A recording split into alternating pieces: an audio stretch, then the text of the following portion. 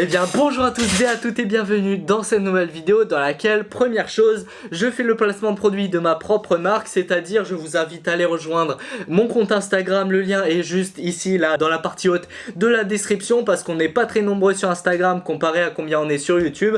Donc je fais du placement de produit de ma propre marque, allez voir mon Instagram parce que je poste des trucs souvent, contrairement à Facebook où j'en poste de moins en moins, j'ai fait la transition, je suis passé sur Instagram parce que je préfère ça et je préfère mettre des photos.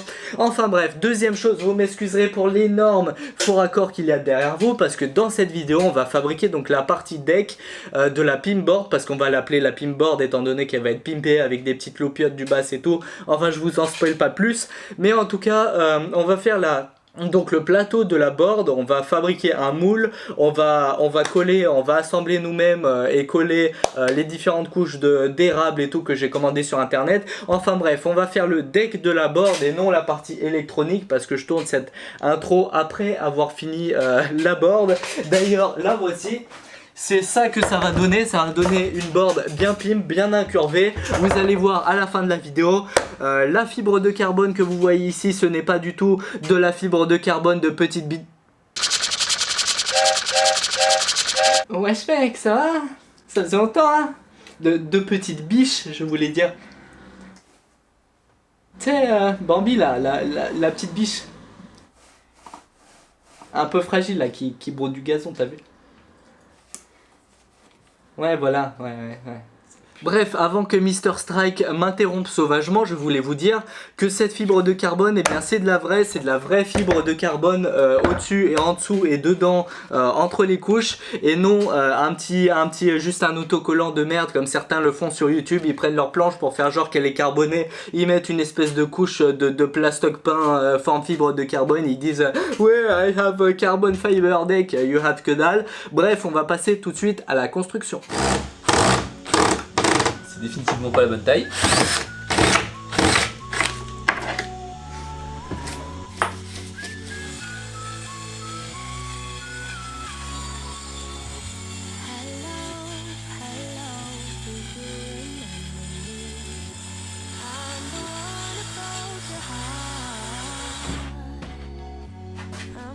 Ultimate Making, entreprise de coke pour les véganes.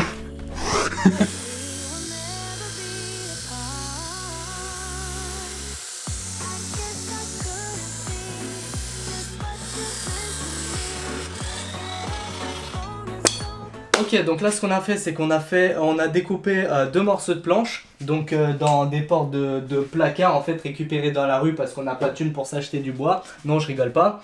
Donc ces deux trucs en compressé de bois qui est totalement merdique, n'est pas assez résistant pour faire un moule, pour mouler des planches de skate électrique, parce qu'on va prendre à peu près 7 couches de bois d'érable, on va intercaler des couches de fibre de carbone, on va faire un moule et du coup tout ça faudra presser avec une force assez importante parce que plus on presse fort, plus ça sera résistant à la fin. Et puis pour consolider, pour presser tout ça, on va utiliser de la ferraille de lit. Donc là c'est du lit trouvé dans la rue, pareil c'est de la récupération. On a coupé les bords pour enlever le schrap en trop. Et puis ça on va les mettre un en dessous et un au-dessus qu'on va venir serrer avec des grosses vis. Je pense qu'on va prendre un diamètre de vis aux alentours de 8 et on va mettre 4 des comme ça parce que plus on en met plus ça sera résistant et plus ça va compenser le fait que ce truc est pas résistant.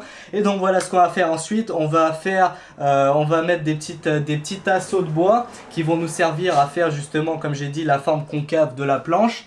Et puis on va percer ça, on va mettre les vis, on va engluer le truc de résine époxy. Et puis voilà, on aura notre deck avec de la fibre de carbone en dessous et au-dessus pour faire bien pimp. Et puis voilà, tu peux couper.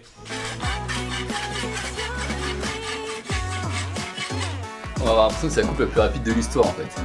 Oui.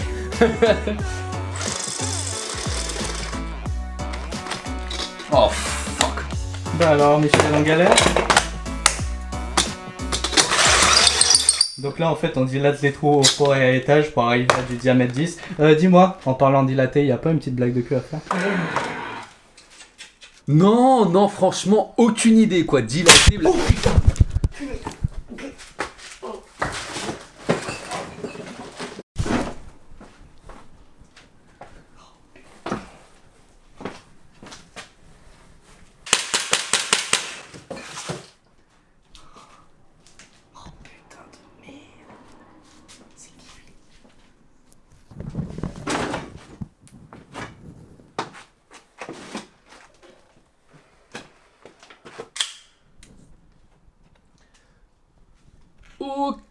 Et Au final, ça nous arrange, hein. On peut continuer on peut faire du sale.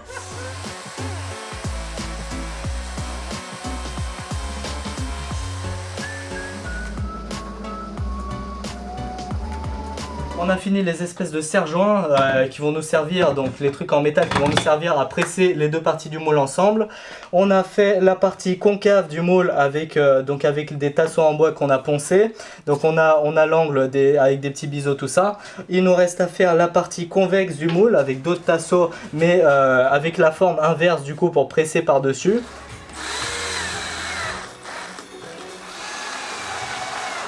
Rip les droits d'auteur. Jean-Michel Strike. Ah mais non, il est mort. Bah tranquille. Ah, elle est quand même bien sale. Oh yeah, boule de neige. Elle est noire, mec. Boule de neige. Je veux vraiment jouer là. Et bien voilà, on a à peu près finalisé les deux moitiés du moule. Donc là, on a la partie concave, c'est-à-dire la partie creuse, et ici la partie convexe, donc la partie qui ressort. Et on voit bien que lorsqu'on met la partie concave sur la partie convexe, et bien ça s'emboîte à peu près correctement. Avec évidemment, comme vous pouvez le voir ici, du jeu. Donc on a du jeu sur les côtés, et ce jeu est en fait fait exprès parce que lorsque on considère l'épaisseur des planches qui vont venir s'insérer entre les deux parties du moule, et bien afin de tout presser correctement, il faut toujours prévoir ici du jeu tout simplement. On n'a pas su exactement combien de jeux mettre, mais on a mis à peu près 1 cm de chaque côté pour que ce soit à peu près équilibré. On a maintenant ici 7 couches d'à peu près 2 mm d'épaisseur d'érable, donc de l'érable que j'ai commandé sur internet, sur un site, frais de port compris, j'en ai eu pour 50 € pour ces planches d'une longueur d'à peu près 1,20 m. C'est assez long, donc il va falloir recouper pour mettre ça dans le moule. Je vous ai mis le lien du site dans la description. Je n'ai pas de partenariat avec ce site, mais étant donné que c'est le seul site que j'ai trouvé qui vend des couches d'érable pour faire son propre skateboard, j'ai pas trop eu le choix, donc j'ai pris sur ce site. Je vous conseille de prendre aussi sur ce site si vous n'avez pas d'autres moyens de vous procurer de l'érable avec une épaisseur aussi fine, parce que il faut une multitude de couches très fines pour pouvoir les coller ensemble et les plier dans le moule. Donc voilà ce que j'ai pris. On va aussi ajouter de la fibre de carbone ici, et on va coller tout ça avec de la résine époxy.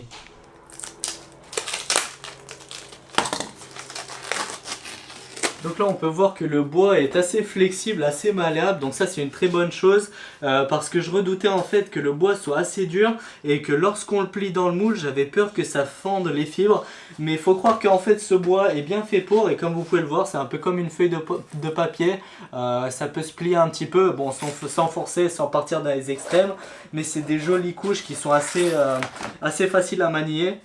Là on voit que lorsque je l'ai stocké, son propre poids, eh bien il s'est appuyé comme ça et ça a fait des espèces de bosses, et ça c'est pas bien du tout. Je sais pas comment je vais corriger ça. Bon, espérons que tout se passera bien lors du collage.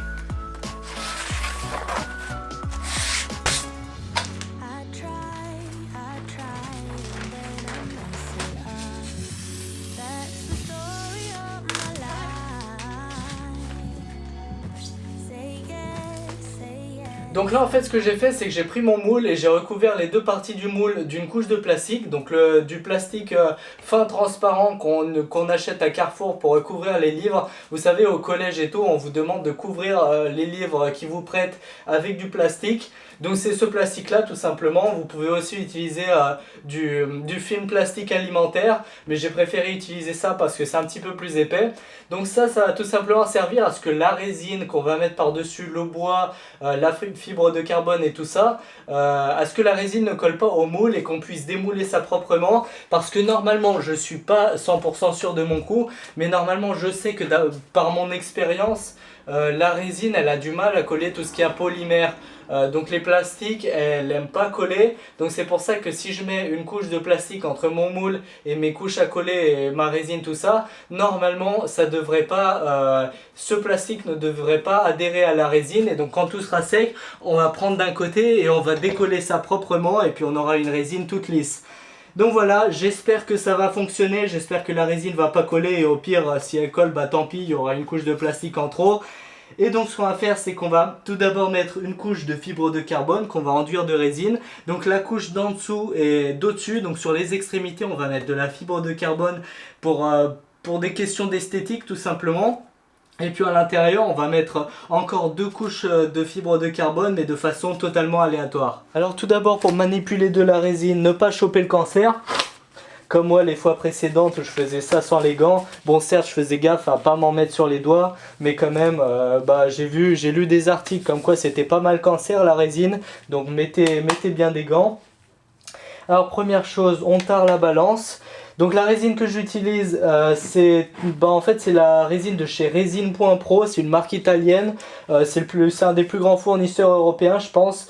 C'est la meilleure que j'ai trouvée pour le moment et la moins chère. Donc là on a à peu près 2 litres de résine pour à peu près 15 €.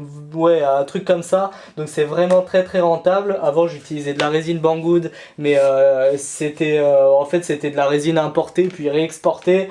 Elle coûtait beaucoup trop cher à cause des frais de transport. Donc voilà, je vous ai mis le lien de cette résine dans la description. Et donc il faut qu'on mette 100 g du composant A. Donc on va mettre 100 de celui-là. Elle fait chier cette balance parce que tout le temps elle s'éteint. Alors là le problème c'est que pendant le transport le bouchon il a sauté. Donc je fais ça un petit peu de façon sale. Donc là on va mettre 100 g. Ne jamais gaspiller de la résine, on fait toujours la quantité. Ah merde, ça va pas rentrer 100 g ici. Ah non. Maintenant j'ai fait une petite astuce que je fais tout le temps. Je prends un fil de fer, je le torsade, je fais une boule au bout. Je mets dans la perceuse et ça me sert de touilleur. On prend ça et on va touiller jusqu'à ce que ce soit bien bulleux.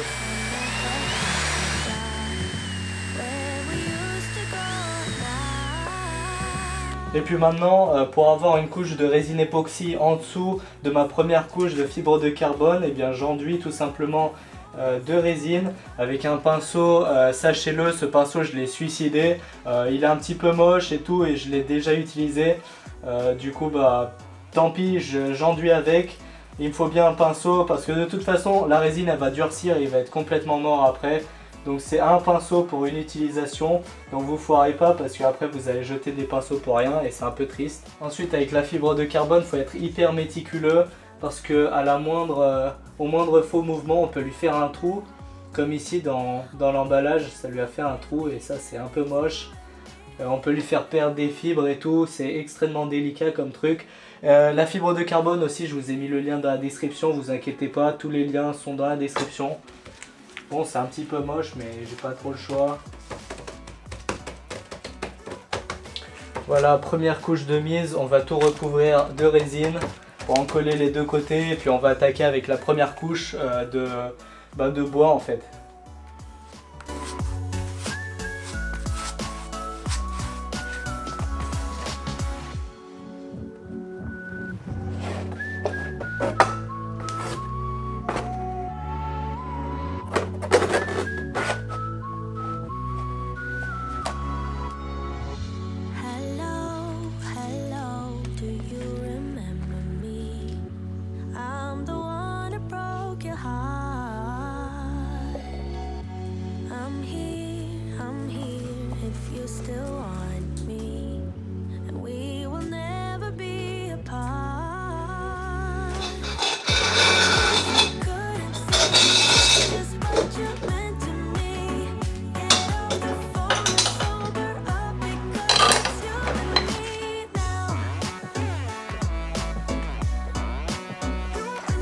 Moi mon gars, la destinée de ce moule elle est entre la main des dieux.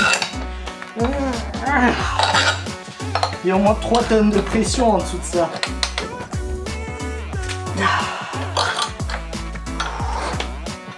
Et après la princesse Staline, j'ai l'honneur de vous présenter le sergent à Jeanne d'Arc. Ok, eh bien 24 heures plus tard, c'est le moment de vérité. On va voir si on n'a pas gâché à peu près 200 balles de matériel. On sort les clés, on dévisse tout ça, on enlève la feuille et on voit ce que ça donne.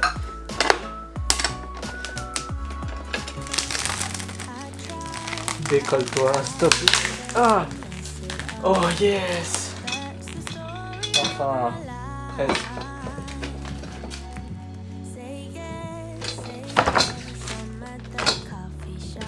Ok, bien bilan de l'histoire. Déjà, première chose, je trouve la planche assez lourde.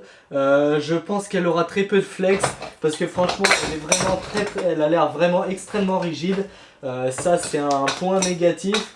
Après, en même temps, je m'y attendais un peu étant donné qu'au lieu d'utiliser de la colle à bois, j'ai utilisé de la résine pour que ça soit compatible aussi avec la fibre de carbone.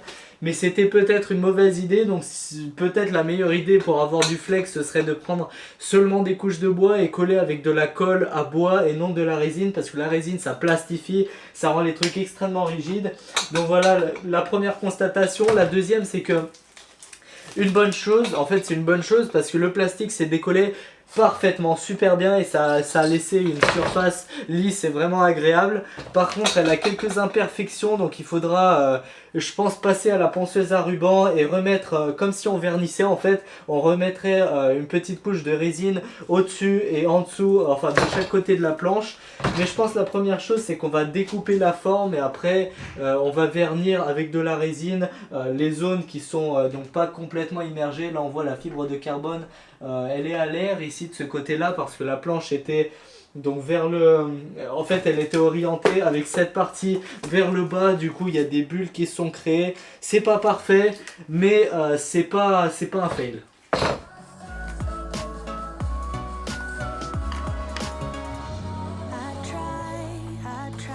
va bien, non? Ah, c'est pareil à peu près. Hein. Ouais, Enfin, non, pas du tout. Non, j'ai l'impression que non. Il est...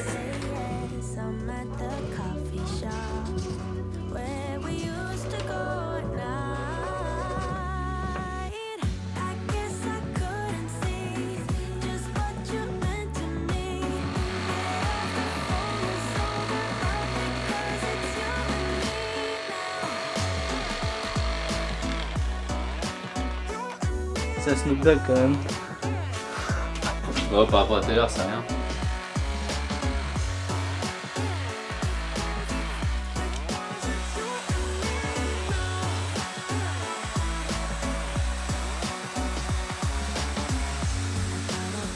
Tu veux vraiment que je monte dessus là? Ouais, on va tester un peu le flex de la planche. Et puis là, il va faire des backflips. Tu sens la stabilité vite fait? C'est quoi, j'ai commencé pas. Ça tâte? Bah écoute, ça m'a l'air plutôt... Alors c'est pas du tout stable parce qu'il y a les blocs là, tu vois, je peux... Mais en vrai... En vrai, ça plie pas de ouf et genre, ça a pas l'air... Tu sens pas que ça casse sous tes jambes, t'entends pas des petits crépitements de merde. Je taperai pas un backflip dessus, déjà parce que c'est passé haut, ensuite parce que je sais pas faire. Ok, bah je pense que le test usine est passé. Le test poids, enculé va. Je filme un roumain. Ok, donc là ce qu'on a fait, c'est qu'on a fini de découper le gros de la planche, on a arrondi vite fait les bords. Là ici c'est moi, mais vous inquiétez pas, ça viendra être plastifié de résine, donc tout ira bien. Là on voit qu'on a la petite courbure là, la petite courbure à cause du moule. Et ici on a une courbure aussi dans la longueur, comme vous pouvez le voir si tu te baisses avec la caméra. On a un petit gap, on a à peu près 0,5 cm de gap entre la table et la planche. Donc ça c'est pour avoir un petit peu plus de flex dans la longueur. Ensuite on a fait un trait central qui traverse toute la planche avec des petits marquages ici et là qu'on voit pas très bien. Là j'ai découpé aussi des patrons. Donc des patrons qui vont à la fois me servir d'amortisseur sous les trucks et de patrons pour reporter les trous. Parce que comme on peut le voir, les trous sont parfaitement... Enfin j'espère. Les trous sont parfaitement alignés avec les trous des trucks. Donc en gros on va poser ça comme ça. Ce trait central on va l'aligner avec le trait central de la planche. Et on va percer proprement les trous de sorte à ce que les trucks ne soient pas comme ça tout tordus et tout pourris. Donc c'est ce qu'on va faire là maintenant. On va faire les trous, on va fixer les trucks avec les amortisseurs. Et on va finaliser la planche. Loin ? Ouais.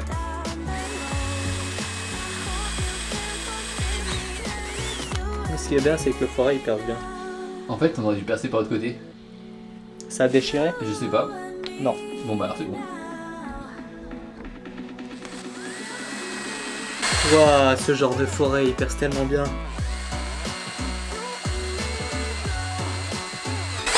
Peut-être que t'auras fini tes trous avec Dans la fibre de carbone, t'auras une bime.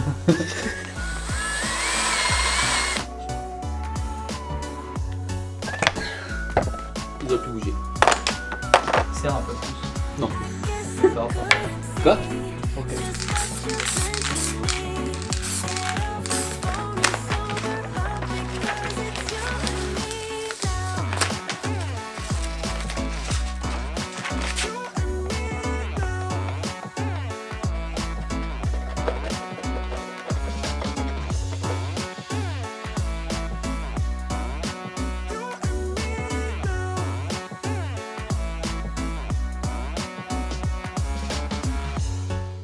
Voici le résultat final, il est temps de passer aux conclusions comme d'habitude, qu'est-ce que j'ai fait bien, qu'est-ce que j'ai mal fait, qu'est-ce que je pourrais faire mieux. Et donc voilà, première chose, qu'est-ce que j'ai fait mal, c'est que tout d'abord, je me suis précipité, je voulais tout faire très rapidement et j'ai voulu mettre dans le moule à la fois la fibre de carbone et le bois et tout mouler ensemble, comme ça sera fait. Et c'était une énorme connerie, j'aurais dû tout simplement en fait... donc vous, si vous le faites, ce que je vous conseille vraiment de faire, c'est faire votre moule.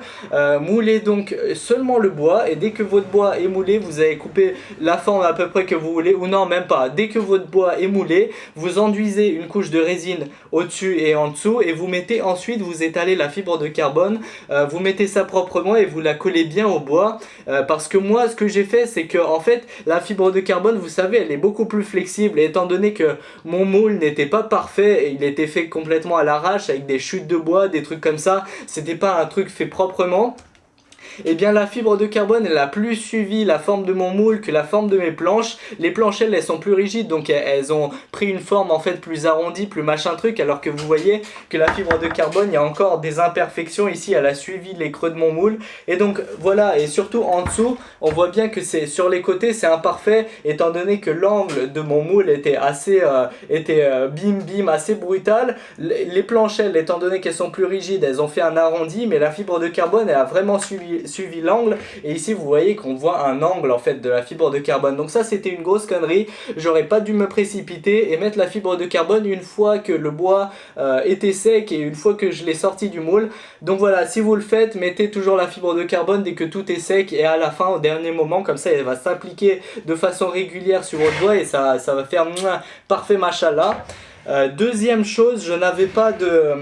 là, les trucs rouges que vous voyez en dessous des trucks, j'avais pas de vrai... je sais pas comment ça s'appelle, l'espèce de gomme pour amortir les chocs, pour faire un ride un peu plus confortable. J'avais pas ça, du coup j'ai mis une sorte de PVC expansé, une matière un peu... qui absorbe un peu les chocs, un truc que j'avais trouvé chez moi. Donc si vous le faites, soit vous faites un truc à l'arrache comme moi, soit vous achetez vraiment sur Amazon des vrais petits trucs en gomme bien agréables, bien confortables. Deuxième chose, certains riders m'ont déjà fait la remarque avant, ne prenez pas des roues de 80 mm à l'avant et 90 à l'arrière, prenez toutes les roues du même diamètre. Donc ça apparemment c'est pour une question de stabilité. Je suis pas skater ni rien donc j'y connais pas grand chose là-dessus, mais je suppose qu'il vaut largement mieux les écouter du coup, et donc je vous conseille de prendre toutes les roues du même diamètre, sinon ça va être bancal. Autre remarque de rider que j'ai reçue sur Instagram, c'est qu'en fait j'aurais dû, comment ils appelaient ça, dropper les trucks. J'y connais pas grand chose là-dedans, mais en gros il aurait fallu que je mette les trucks, que je fasse en fait un trou ici, une espèce de trou, et que je passe les trucks par ce côté en fait, que en gros que ma planche, que je la baisse et que la planche soit plus basse, plus proche du sol tout simplement, pareil pour des questions de stabilité.